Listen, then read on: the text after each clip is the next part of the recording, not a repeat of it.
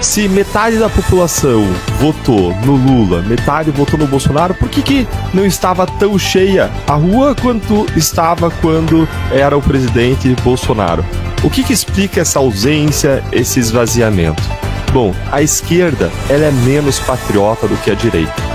E eu vou repetir, a esquerda é menos patriota do que a direita. Isso é não só senso comum, mas isso é demonstrado por estudos muito embasados, como o estudo do psicólogo comportamental, social, Jonathan Haidt.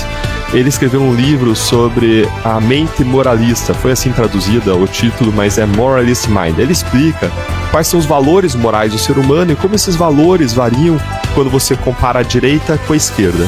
E ele mostra, com base em uma série de pesquisas muito bem fundamentadas, que existem 6 principais valores morais que as pessoas, aos quais as pessoas aderem. E aí ele compara a força desses valores morais na esquerda e na direita. E quando você olha para a esquerda, você vê muito fortes os valores morais da justiça, da liberdade contra a opressão e o valor moral do cuidado contra o dano, contra o sofrimento. E aí você vê que a esquerda dá pouco valor, tem um pouco apreço por lealdade, por autoridade e por santidade, aqui o sentido do religioso. Já a direita, nas palavras do próprio Jonathan Haidt, é como se fosse um cardápio moral mais equilibrado, porque para a direita todos esses valores importam de modo mais igualitário.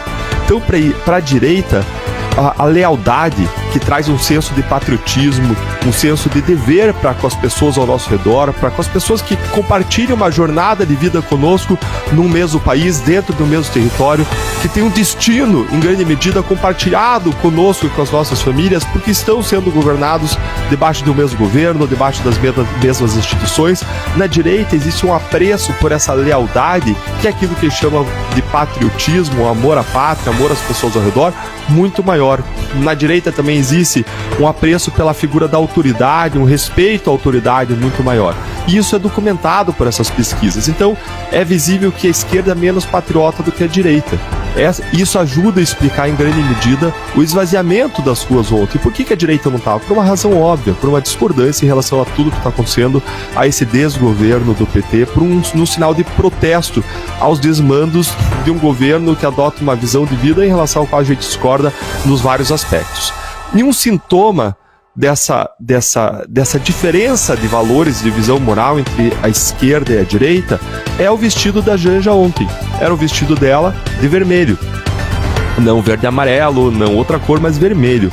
Esse vestido, essa cor, ela manda um sinal, uma mensagem muito forte.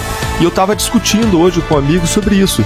Essa pessoa estava dizendo, Deltan, mas por acaso tem aí alguma regra de etiqueta que proíba vermelho? Que ridículo vocês falarem que não pode usar vermelho, que está errado usar vermelho. Mas, gente, ela usar vermelho manda uma mensagem muito forte que tem a ver com tudo que eu acabei de explicar.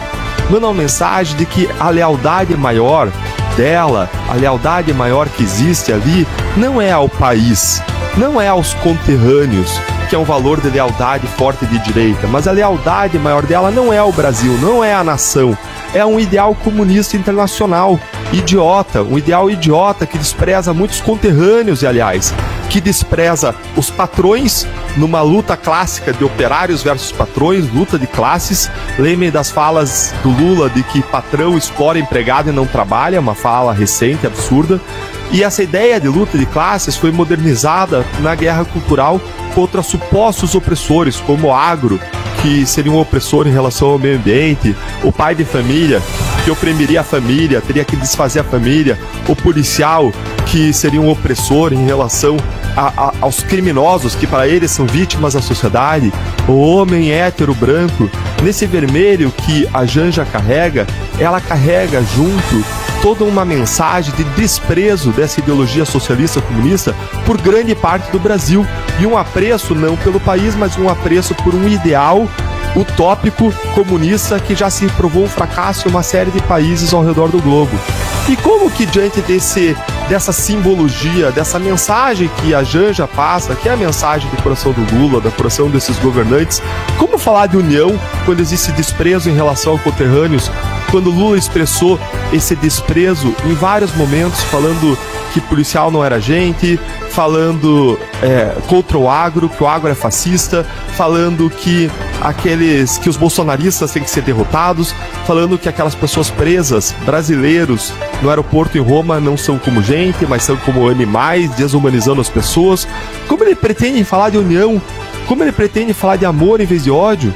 E, ironicamente, união foi um dos 3 temas do discurso de Lula ontem, no 7 de setembro. Ele fala pela boca, mas ele desfala pelas suas ações, porque as suas ações são ações de vingança, são ações de ódio, são ações que dividem, são ações, mais uma vez, contra patrões, contra o agro, contra a família, contra a polícia, contra bolsonaristas, que devem ser derrotados e não seriam gente, contra ainda a Lava Jato. São ações de vingança contra a Lava Jato que a gente vê acontecer dia após dia. E os outros 2 temas do discurso do Lula, além de união, a gente poderia dizer união dita por palavras, mas uma desunião pregada pelas ações. Além desse tema, os 2 outros temas foram democracia, mas que democracia? Quando a gente vê todo o arbítrio judicial acontecendo, quando a gente vê o objetivo de censurar o que as pessoas falam, de censurar a liberdade econômica, que democracia é essa nesse país de arbítrios, de perseguição a Lava Jato, de perseguição a adversários políticos, de perseguição com instâncias do judiciário perseguindo descaradamente o outro espectro político? E o último tema foi soberania. Soberania num discurso aí típico de uma época de Guerra Fria que não foi atualizado, coisa de maluco de esquerda que acha que a CIA comandou a Lava Jato.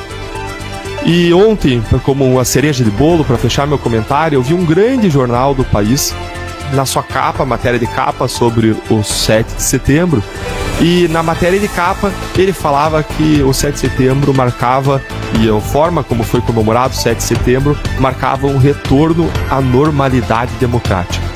É isso, que normalidade democrática. A gente só poderia falar de normalidade democrática se a democracia fosse muito relativa, como Lula quer dizer que é.